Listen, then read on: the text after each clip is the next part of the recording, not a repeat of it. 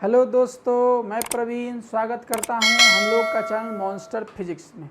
दोस्तों, आज हम लोग बात करेंगे क्लास 12 का जो चैप्टर नंबर 9 है, नाम है रे ऑप्टिक्स। उसके प्रीवियस ईयर क्वेश्चंस है ना, और जो आने वाले क्वेश्चन है ना, इसकी हम लोग चर्चा करेंगे, जो आपके लिए बहुत ही इम्पोर्टेंट है। यदि आप बोर्ड की तैयारी कर रहे हैं या कंपटीशन की तैयारी कर रहे हैं तो यह चैप्टर आपके लिए इम्पोर्टेंट हो जाता है, क्योंकि इसमें नंबर ऑफ क्वेश्चंस ज़्यादा होते हैं। तो इसलिए हम लोग आज जो क्वेश्चंस की चर्चा करेंगे है ना, क्वेश्चन के साथ कंसेप्ट को भी सीखेंगे। तो चलिए शुरू किया जाए। देखिए, सबसे पहले आपको पता है कि रे ऑप्टिक्स तो फिजिक्स का ब्रांच होता है ऑप्टिक्स, है ना। फिजिक्स का एक ब्रांच होता है ऑप्टिक्स, है ना, जिसमें हम लोग लाइट के विषय में स्टडी करते हैं। तो बोलते हैं कि the branch of physics in which we study about light is called optics. Clear. और लाइट के विषय में आपको पता ही है कि लाइट क्या है। तो light is a form of energy which gives us the sensation of vision. यानी लाइट हमें एक ऊर्जा देता है जिससे हम क्या कर सकते हैं, अपने आसपास के चीज़ों को आसानी से देख सकते हैं। यह भी आपको पता होगा कि लाइट जो होता है उसको हम लोग c से दर्शाते हैं, है ना, और उसका स्पीड कितना होता है 3 × 10⁸ मीटर पर सेकेंड होता है। तो इसी से रिलेटेड सवाल आपको रहेगा, उसको आसानी से आपको सोल्व करना है। तो जब भी आपको सवाल ये देखेंगे, इस सवाल को आप क्या कीजिए, पॉज करके आसानी से पहले उसको सोल्व कीजिए। उसके बाद नहीं आ रहा है तो उसको आगे फिर हम लोग सोल्यूशन इसका देखेंगे। ठीक है। जैसे देखिए, फर्स्ट सवाल है। अब फर्स्ट सवाल में कहता है कि speed of light in air या वैक्यूम इज। तो आपको भी पता है कि जो स्पीड ऑफ लाइट है इसको c से दर्शाते हैं, और सबसे मैक्सिमम की बात करें तो मैक्सिमम आपको कहाँ मिलता है, एयर बोले या वैक्यूम में बोले। कितना होता है स्पीड, तो 3 × 10⁸ मीटर पर सेकेंड। अगर मान लीजिए इसको किलोमीटर में किया जाए तो कितना होगा, 3 × 10⁵, या इसको ऐसे भी बोलते हैं 3 लाख किलोमीटर पर 5 हो गया, है ना, 3 लाख किलोमीटर पर सेकेंड। इसका मतलब यह होता है कि लाइट जो है 1 सेकेंड में 3 लाख किलोमीटर चलता है। बहुत ज़्यादा स्पीड हुआ। तो आपको यही देखना है, पूछ दे कैसा सवाल। तो देखिए पहला में, तो देखिए कितना हुआ, 3 लाख मीटर पर सेकेंड। ये नहीं हो सकता है। 3 लाख किलोमीटर पर सेकेंड बिल्कुल होगा, है ना। तो ऑप्शन हमारा क्या हो जाएगा, बी। ये तो नहीं हो सकता है, नन ऑफ दीज एनी।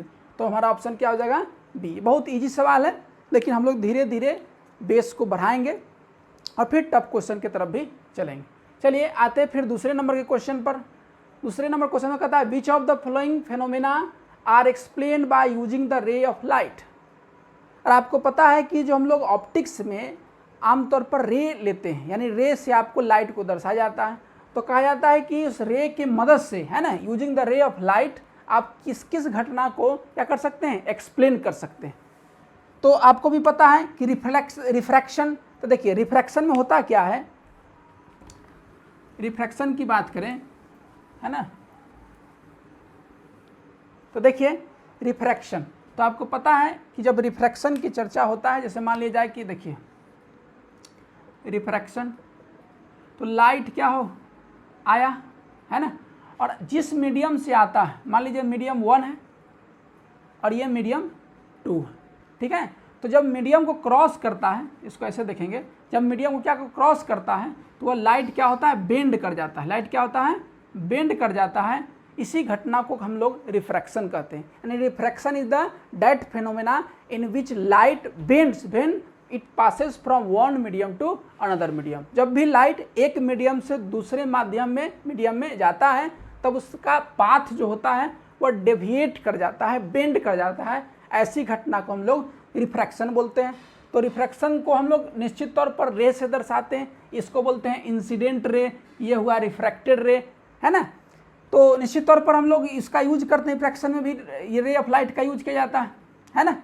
फिर डिस्पर्सन। डिस्पर्सन आपको पता है कि जब हमारा कोई प्रिज्म हो और उससे कोई वाइट लाइट पास करता है तो 7 कलर में क्या होता है, टूट जाता है। जो आपको भी पता है विबगयोर होता है ना। तो ये इसमें टूटता है। इसी घटना को हम लोग क्या बोलते हैं, डिस्पर्सन कहा जाता है। यानी dispersion is the that phenomena in which a white light passes from prism, है ना, जब वह प्रिज्म से पास करता है then it splits in its component या इन इट्स 7 कलर में टूटता है। इस घटना को क्या बोलते हैं? डिस्पर्सन। तो उसको भी हम लोग कैसे दर्शाते हैं? रे की मदद से दर्शाते हैं।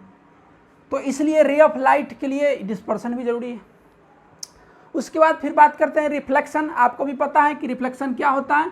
तो रिफ्लेक्शन बोलते हैं वैसी घटना यानी such type of phenomena in विच अ रे of light falls on surface. मान लीजिए किसी सरफेस हो, जैसे मिरर वगैरह ले लिए, तो मिरर सरफेस पर फॉल्स करता है और आपको इस मतलब इंसिडेंट करने के बाद फिर क्या हो, पुनः दूसरे माध्यम में चला जाता है ना, पुनः उसी माध्यम चला जाता है। वैसी घटना को क्या कहा जाता है?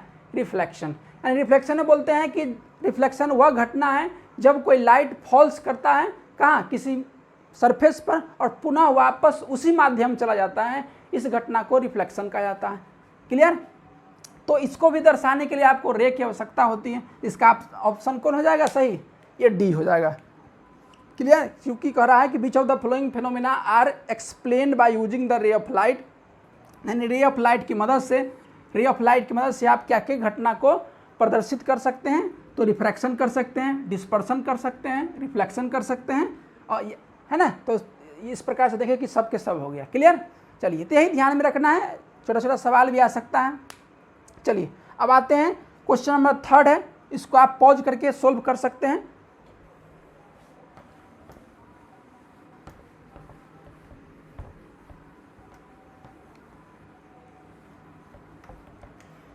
चलिए, आपका आंसर आ गया होगा। देखिए, कह रहा है कि a ray of light gets reflected from the plane mirror, the incident ray and the reflected ray are perpendicular to each other, the angle of incidence is. तो देखिए, सबसे पहले क्या है, आप थोड़ा बहुत आप लॉज ऑफ रिफ्लेक्शन की चर्चा कर लिया जाए। देखिए, लॉज ऑफ रिफ्लेक्शन यानी जब भी रिफ्लेक्शन होगा तो लॉज को फॉलो करना होगा। तो देखिए, जैसे मान लिया जाए ये आपका प्लेन मिरर है, जब कोई लाइट इंसिडेंट करता है ना, तो उस सरफेस पर एक आप नॉर्मल ड्रॉ कीजिए, इसको हम लोग नॉर्मल बोलते हैं। लाइट आया, पुनः वापस उसी माध्यम चला जाता है, उसी को रिफ्लेक्शन कहते हैं। तो रूल यह कहता है कि यह कौन सा रे होता है? Incident ray. ये आपका नॉर्मल हुआ और ये आपका रिफ्लेक्टेड रे हुआ। तो प्रथम रूल कहता है कि यह जो एंगल होगा, एंगल आई, और ये एंगल क्या होगा? आर।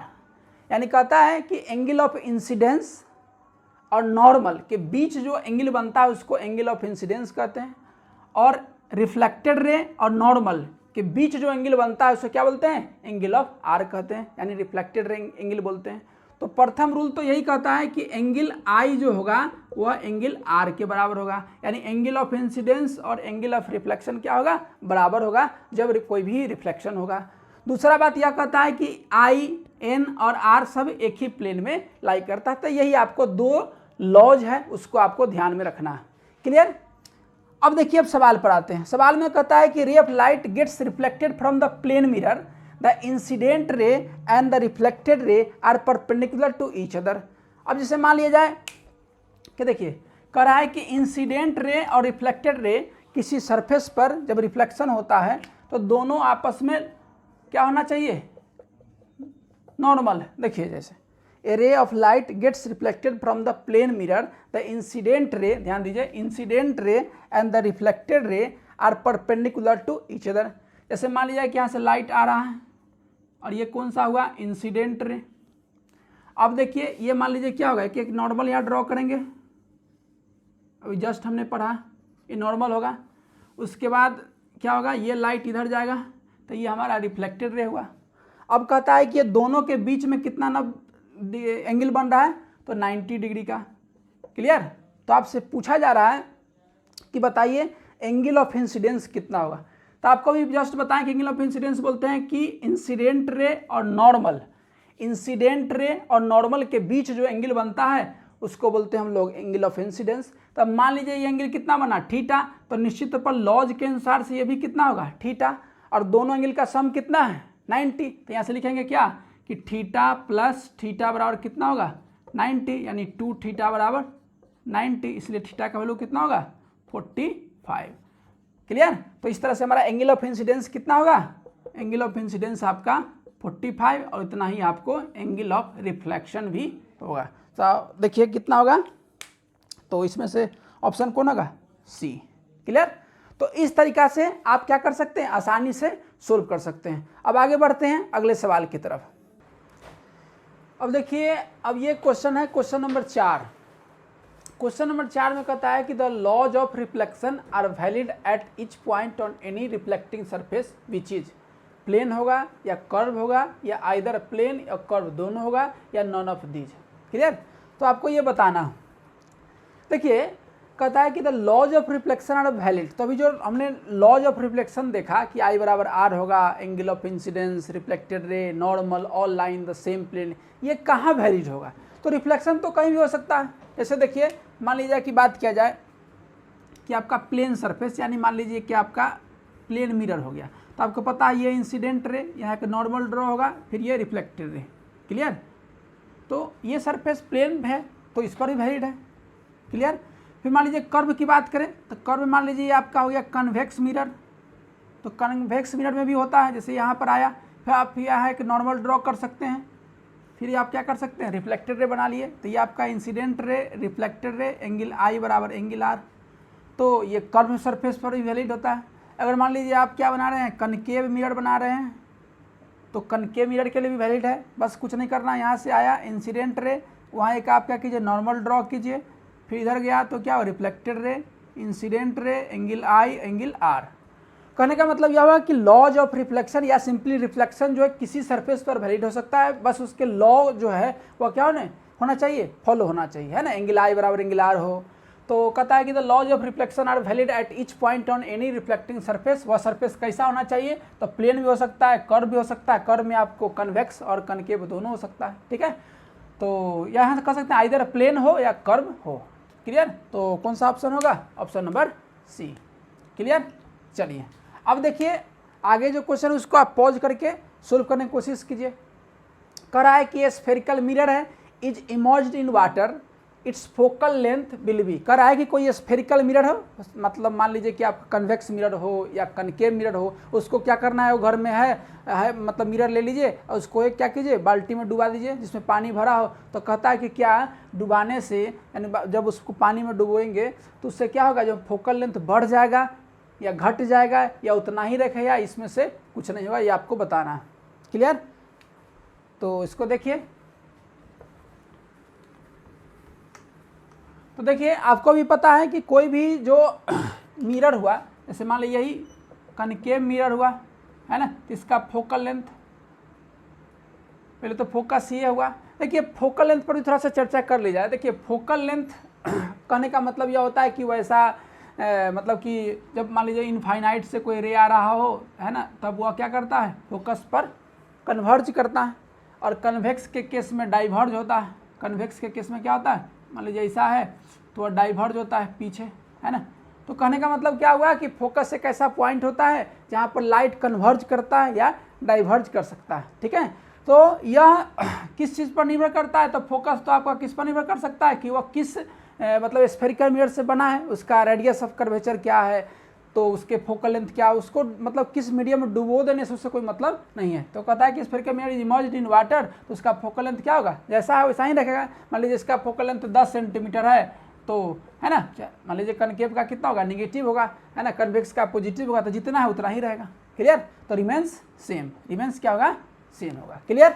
चलिए अब इसको देखिए, कहता है कि light year is equal to, आपको बताना है कि लाइट ईयर कितना के बराबर होगा। तो सबसे पहले देखिए इसमें सवाल यह भी पूछता है ना, कि लाइट ईयर किसका यूनिट है ना, लाइट ईयर किसका यूनिट है, और बच्चे आप क्या होते हैं, कंफ्यूज हो जाते हैं। तो देखिए सबसे पहले क्या है कि जो लाइट ईयर की चर्चा होता है, तो ध्यान रखना है लाइट ईयर, तो कहता है कि हमारा जो लाइट है ना, हमारा जो लाइट है, यह लाइट एक साल में, यानी 1 ईयर में, है ना, 1 ईयर्स में, 1 ईयर होगा, 1 ईयर में कितना डिस्टेंस कवर करता है। क्या बोल रहे हैं कि लाइट जो है एक साल में कितना दूरी कवर करता है, उसी को हम लोग लाइट ईयर कहते हैं। क्लियर। कहने का मतलब यह हुआ कि कितना दूरी कवर करता है, यानी कहने का मतलब ये क्या है, डिस्टेंस है। लाइट ईयर क्या होता है, डिस्टेंस है। क्लियर। सबसे पहला बात, बच्चे कंफ्यूज होते हैं कि लाइट ईयर क्या है, तो टाइम मारते हैं, ऑप्शन में टाइम रहता है। तो ये है क्या कि एक साल में लाइट कितना डिस्टेंस ट्रेवल करता है उसको कहा जाता है, डिस्टेंस को कहा जाता है। The light year is the unit of distance. Clear. जैसे देख रहे हैं सबका यूनिट क्या है, मीटर में। ये कंफ्यूज भी आपको कर सकता है। अब होता है कि लाइट ईयर कितना होता है, तो लाइट ईयर होता है 9.46 इंटू 10⁻⁻15 मीटर। ये ध्यान में रखेंगे कि 1 लाइट ईयर बराबर क्या होता है, लिखेंगे इस प्रकार से। लाइट ईयर कभी कभी ऐसे लिख देते हैं, 1 लाइट ईयर बराबर क्या होगा, तो 9.46 इंटू 10⁻15 मीटर। ये ध्यान में रखना है। 1 लाइट ईयर बराबर 9.46 इंटू 10⁻15 मीटर। ये ध्यान में रखना है। क्लियर। तो इस तरीका से लाइट ईयर का सवाल रहे तो आप आसानी से क्या कर सकते हैं, सोल्व कर सकते हैं। क्लियर। चलिए अब आगे हम बढ़ते हैं अगला सवाल की तरफ। चलिए अब देखिए क्वेश्चन नंबर 7 है, कह रहा है कि radius of curvature of a plane mirror is. तो देखिए कह रहा है कि प्लेन मिरर का है ना, ये मान लीजिए प्लेन मिरर है, तो इस प्लेन मिरर का पूछ रहा है कि आपका क्या रेडियस पूछ रहा है, कितना होगा रेडियस। तो बोलिए कितना होगा। तो देखिए जब भी कोई चीज़ प्लेन होता है तो मान लीजिए, जैसे देखिए हम किसी चीज़ का रेडियस तब बोलते हैं जब कोई स्फीयर टाइप का हो, सर्कल टाइप का हो। जैसे मान लीजिए कि ये इसमें तो चलिए बनता है कि कर्व जो मिरर होगा, जैसे आपका हो गया कनकेव मिरर, कन्वेक्स मिरर, तो इसमें बता सकते हैं। लेकिन प्लेन में तो देखिए प्लेन में कहा जाता है कि अभी एक बड़ा स्फीयर का पार्ट होगा। किस स्फीयर का, बड़ा स्फीयर का पार्ट होगा। तो बड़ा होगा तो उसका रेडियस कितना होगा, बहुत ज़्यादा होगा, मोर होगा, है ना। कहने का मतलब हुआ कि जो रेडियस होगा वो क्या होगा, बहुत ज़्यादा होगा। बहुत ज़्यादा को हम लोग क्या बोलते हैं, इन्फिनिटी होगा। तो याद ही रखना है। जैसे मान लीजिए कोई लाइन का पूछते कि लाइन का क्या होगा, इसका रेडियस ऑफ कर्वेचर या रेडियस कितना होगा, तो बोल दो कि इन्फिनिटी होगा, बहुत बड़ा होगा। क्योंकि देखिए मान लीजिए कि मान लीजिए कोई स्फीयर है या सर्कल है, अगर खूब बड़ा बनेगा तो ये पार्ट्स जो लगता है वो क्या होता है, सीधा लगता है। इस वजह से हम लोग बोलते हैं कि यह बड़े से स्फीयर का पार्ट्स है, इस वजह से radius of curvature of plane mirror क्या होगा, तो आपका इन्फिनिटी, यानी ऑप्शन नंबर बी होगा। क्लियर। अब देखिए अब आता है टू प्रूव r बराबर 2f। r बराबर 2f यानी कि रेडियस ऑफ कर्वेचर है ना, और फोकल लेंथ में आपको रिलेशन भी पूछ सकता है। ये 3-4 नंबर का आ सकता है, चाहे CBSE हो चाहे बिहार बोर्ड हो, उसमें क्या हो सकता है, या कोई भी बोर्ड हो तो उसमें क्या हो सकता है, सवाल आ सकता है कि r बराबर 2f है तो उसको कैसे सोल्व करें। तो देखिए r का मतलब हुआ रेडियस, इसको बोलते हैं हम लोग radius of curvature, radius of curvature. अच्छा, f को बोलते हैं फोकल लेंथ, f को क्या बोलते हैं, फोकल लेंथ। क्लियर। f को बोलते हैं हम लोग फोकल लेंथ। अब देखिए कभी कभी ये भी पूछता है कि डिफाइन कीजिए फोकल लेंथ क्या होता है। हालांकि थोड़ा देर पहले हमने देखा भी है, चलिए एक बार और देख लेते हैं। देखिए फोकल लेंथ कहने का मतलब यह हुआ, जैसे मान लीजिए कनकेव मिरर है, तो आपको पता है जो बीच से लाइन पास किया, और इसको बोलते हैं हम लोग कौन सी, यह अपर्चर हुआ, और इस अपर्चर के जो मिडिल पॉइंट है उसको पोल बोलते हैं। और ये किसी न किसी स्फीयर का पार्ट होगा तो एक सेंटर भी होगा, और बीच में क्या होगा, फोकस होगा। बीच में क्या होगा, एक फोकस होगा। और फोकस और जो पोल हुआ उसके बीच की दूरी को हम लोग क्या बोलते हैं, इसके बीच की दूरी को हम लोग फोकस बोलते हैं, सॉरी फोकल लेंथ बोलते हैं। और सेंटर और पोल के बीच की दूरी को आर बोलते हैं। क्लियर। तो इसी बीच में रिलेशन है। तो आपको भी पता है कि जो आर होता है वह क्या होता है, दोगुना होता है फोकस को, या ऐसे भी कह सकते हैं फोकस जो होता है वह रेडियस का क्या होता है, हाफ होता है। जैसे मान लीजिए रेडियस आपका 10 सेंटीमीटर है तो फोकल लेंथ कितना होगा, 5 सेंटीमीटर होगा। यही रिलेशन आपको शो करना है ना, यानी प्रूफ करके बताना। यही कभी ऐसे भी बोलते हैं कि आपको रे डायग्राम के द्वारा दर्शा करके आप इसको प्रूफ भी कीजिए। तो सबसे पहले तो याद रखना है कि फोकस क्या होता है। तो आपको भी पता है कि फोकस कहते हैं कि जब कोई पैरेलल रे है ना, पैरेलल रे का मतलब है जो इन्फिनिटी से आ रहा हो वह कहाँ से पास करता है, तो फोकस से पास करता है। और पास करने के बाद क्या होता है, फोकस से पास करता है, या सिंपली कह सकते हैं कि जब भी पैरेलल रे किसी कनकेव मिरर से पास करता है तो सब एक ही जगह पर पॉइंट करता है, उस पॉइंट को हम लोग फोकस बोलते हैं। यानी फोकस क्या हुआ, तो प्रिंसिपल एक्सिस पर वह पॉइंट हुआ है ना जहाँ पर सभी रे क्या करता है, कन्वर्ज करता है। क्या करता है, कन्वर्ज करता है। इसीलिए जो हमारा कन्वेक्स मिरर कनकेव मिरर होता है, इस कनकेव मिरर को कन्वर्जिंग मिरर भी कहा जाता है। कन्वर्जिंग इन द सेंस का मतलब है ये पैरेलल जो रेज ऑफ लाइट होते हैं उसको क्या करता है, कन्वर्ज करने का काम करता है। इसलिए कनकेव मिरर को कन्वर्जिंग मिरर कहा जाता है। और कहाँ पर कन्वर्ज करता है, तो आपको फोकस पर कन्वर्ट करता है। उसी तरह से हम लोग यह भी जानते हैं जो कन्वेक्स मिरर होता है वह क्या होता है, यदि पैरेलल रे आता है तो यह क्या करता है, डाइवर्ज करने का काम करता है। यानी जैसे यहाँ से लाइट आया तो लाइट फिर इधर चला जाता है। तो इस तरह से हम देखते हैं पीछे बैक करने पर क्या होता है, लगता है कि लाइट क्या होता है, यहाँ पर डाइवर्ज होना शुरू होता है। इसीलिए जो कन्वेक्स मिरर होते हैं, कन्वेक्स मिरर को डाइवर्जिंग मिरर भी कहा जाता है। क्लियर, तो डाइवर्जिंग मिरर इसे कहा जाता है। तो आपको डिफिनीशन भी पता हो गया कि फोकस क्या होता है। तो फोकस एक ऐसा बिंदु होता है ना, किसी मिरर का फोकस क्या होता है, कि बिंदु होता है जहां पर लाइट कन्वर्ज होता है या डाइवर्ज होता है। क्लियर। अब इस रिलेशन को प्रूफ करना है तो बड़ा आसानी से भी करते हैं प्रूफ। चलिए इसको देखते हैं। चलिए अब देखिए इसको कैसे प्रूफ किया जाए, है ना। तो चलिए कनकेव मिरर का एग्जांपल लेते हैं, उसी से प्रूफ किया जाए। तो देखिए सबसे पहले आपको कनकेव मिरर एक बना लेना है ना, इस तरीका से। देखिए इस तरीका से बना लेना। अच्छा, आपको पता है इसको अपर्चर बोला जाता है। और यहाँ जो अपर्चर होता है ना, यहाँ जो अपर्चर होता है ना, यह अपर्चर कैसा लेना है, तो स्मॉल लेना। कैसा लेना है, अपर्चर जो है वह स्मॉल लेना, छोटा लेना। मतलब ये थोड़ा सा कर्व कम दिखता है, ठीक है। और इसका ये मान लीजिए आपका सेंटर हो गया, है ना, ये सेंटर हो गया। और ये आपका फोकस कहीं यहाँ हो गया, ठीक है। तो अपर्चर स्मॉल लेना है। अच्छा, जब स्मॉल लेते हैं तो एंगल वगैरह जो होता है वह सब के सब क्या होता है, छोट हो जाता है। जैसे मान लीजिए कि आपसे कहा जाए कि यदि कोई छोटा की बात करें तो सबसे पहले देखिए साइन थीटा की बात करें, है ना। तो हम लोग हालांकि यहाँ पर बात करेंगे साइन आई का, तो जो भी एंगल हो, मान लीजिए कि साइन आई ही बात करें, तो यदि आपका एंगल बहुत छोटा हो तो साइन आई नियरली आई के बराबर हो जाता है। उसी तरह से टेन आई जो होता है वह भी नियरली इक्वल टू आई के बराबर होता है। और कॉस आई जो होता है ना, वह नियरली जो होता है वह 1 के बराबर होता है। या ऐसे कह सकता है कि कॉस थीटा किसके बराबर होता है, तो 1 के। साइन थीटा किसके बराबर, तो थीटा के। टेन थीटा किसके बराबर, थीटा। लेकिन कब, जब हमारा एंगल स्मॉल होगा, छोटा होगा तब। तो ऐसा एजम्पशन ही मानते हैं क्या, कि हमारा जो अपर्चर है वह लेंस बोले चाहे मिरर जो भी हमारा सिलेबस है उसके अनुसार, यहाँ पर हम लोग अभी पढ़ रहे हैं क्या, मिरर का। तो मिरर का अपर्चर बहुत छोटा लेना है, इस वजह से एंगल भी छोटा होगा। और इस पर फर्क यह पड़ेगा कि साइन थीटा थीटा के बराबर होगा, कॉस थीटा 1 के बराबर होगा। और इसका उल्टा की बात करें, जैसे कॉस आई तो वह 1 हो जाएगा। और इसी में पूछ दे आपसे कि सेक आई कितना होगा, तो यह भी 1 हो जाएगा। क्लियर। तो ये बातें आपको एजम्पशन में ध्यान में रखना, इसका हम लोग यूज करेंगे। क्लियर। अब देखिए कहता है कि यह लाइट कहाँ से आया, तो मान लीजिए इन्फिनिटी से आ रहा है, तो फोकस से पास करेगा। आपको पता है, जैसे मान लीजिए यहाँ से लाइट लेकर के आए, है ना, ये कहाँ से पास करेगा, फोकस से। तो इस प्रकार से आपको फोकस से पास कर गया। क्लियर।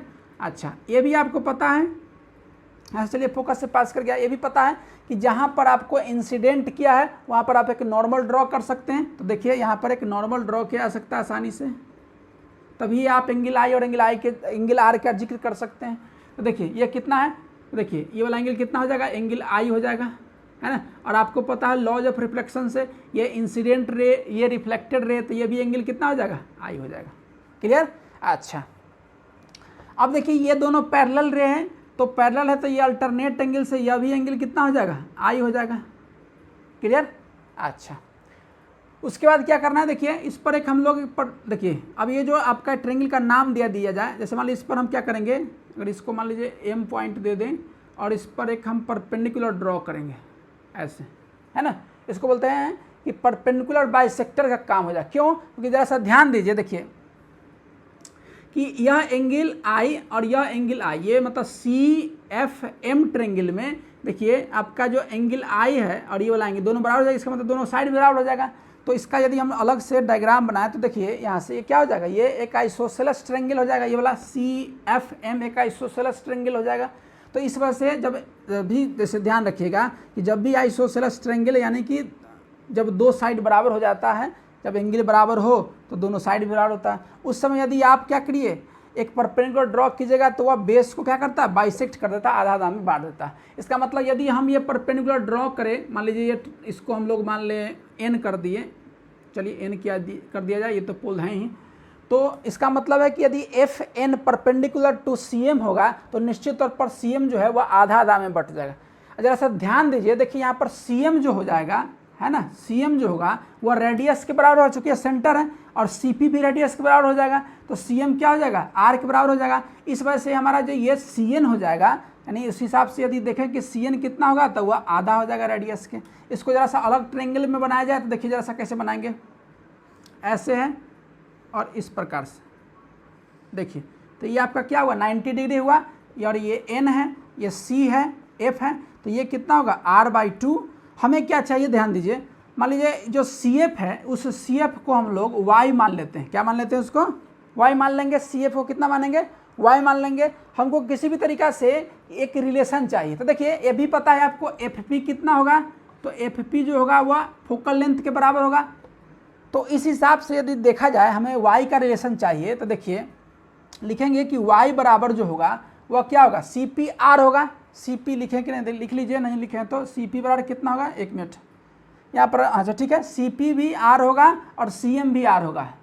चलिए तो सी पी की चर्चा करते कितना होगा, आर होगा। तो देखिए यहाँ से हमको कितना चाहिए, देखो y है तो y को क्या करेंगे, तो कहें कि पूरा में से बस फोकल लेंथ तो घटा देंगे तो y मिल जाएगा, यानी कहने का मतलब है कि r - f कर देंगे तो क्या हो जाएगा, मिल जाएगा। यही हमको y चाहिए। अब y हम कहाँ से निकालेंगे, तो यहाँ से निकाल लेंगे। देखिए ये वाला एंगल कितना है, एंगल I है। अब के y का वैल्यू इसमें पुट करना, तो देखिए इसको कैसे निकालेंगे, ध्यान दीजिए। देखिए यहाँ से आप क्या कीजिए कि cos I निकालिए, तो पता है कि cos थीटा बराबर क्या होता है, b/h।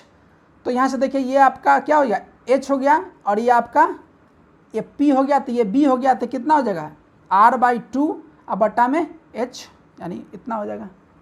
क्लियर, उस हिसाब से यहाँ रख दीजिए तो क्या होगा, देखिए। अच्छा एक और बात, निश्चित तौर पर cos I है, इसको छोटा होगा तो कितना होगा, सिंपली I बोल सकते हैं, लेकिन पहले इसको पुट करके देखते हैं। देखिए यहाँ से पहले ऐसे रख कीजिए, देखिए हमको y निकालना है, तो इस y को इधर भेजिए तो कितना होगा, y बराबर r/2 cos I हो जाएगा। अब पता है 1/cos I कितना, sec I के बराबर होगा, तो यहाँ से लिखेंगे y बराबर कितना होगा, तो r/2 है ना, sec I हो जाएगा, कितना हो जाएगा sec I, और sec I जो होगा वह नियरली कितना होगा, अगर यहाँ लिखे, कहाँ लिख दे, चलिए यहाँ लिख दें। देखिए यहाँ से लिखेंगे कि y बराबर कितना होगा, तो देखिए r/2 sec I जो होगा वह कितना 1 के बराबर होगा, तो उस हिसाब से y बराबर कितना होगा r/2, y बराबर कितना होगा r/2 हो जाएगा। चलिए अब इसमें भरिए, तो कितना, देखिए r/2 बराबर r - f हो जाएगा। चलिए हमको क्या चाहिए, कुछ भी, जैसे मान लीजिए इसको f चाहिए तो क्या मिलेगा, इधर ले आइए, तो f बराबर कितना होगा, ये प्लस में हो जाएगा, इधर हो जाएगा r - r/2, तो देखिए कितना हो जाएगा 2r - r/2, यहाँ से आया f बराबर r/2। चलिए ये प्रूफ हो गया, या इसी को लिख सकते हैं आप क्या, कि r बराबर 2f। तो इस तरीक़ा से हमने क्या किया, आसानी से ये रिलेशन r बराबर 2f, यानी रेडियस जो होता है वह फोकस के क्या होता है, दोगुना होता है, उसको आसानी से प्रूफ कर सकते हैं। तो ये मान लीजिए बोर्ड वगैरह में पूछ दे तो आप इसको 3-4 नंबर क्या होगा, इससे आसानी से मिल जाएगा, इसलिए इसको आपको ध्यान रखना है कैसे प्रूफ किया जाए। फिर अगले हम जो सेक्शन होगा, यानी अगले दिन हम फिर क्या करेंगे, और भी क्वेश्चन इसमें रे ऑप्टिक्स में लेकर के आएंगे, बढ़िया बढ़िया और सवाल। तो आप क्या कीजिए, इससे जुड़े रहिएगा, है ना। जुड़े रहने से फ़ायदा यह होगा कि आप जब रिवाइज करेंगे तो इसमें आपका इंक्रीमेंट होगा, उसको आसानी से आप क्या कीजिएगा, समझ पाइएगा। तो इसलिए आप कोशिश कीजिए कि क्लास में जो भी क्वेश्चन मिल रहा है उसको पॉज करें, अच्छे से सोल्व करें, है ना। और इससे ज़्यादा से ज़्यादा बच्चे के साथ यानी फ्रेंड्स के साथ आप क्या कीजिए, शेयर कीजिए ताकि उनको भी लाभ हो, और चैनल को जरूर सब्सक्राइब कीजिए ताकि आपको अपडेट मिल सके। Thank you.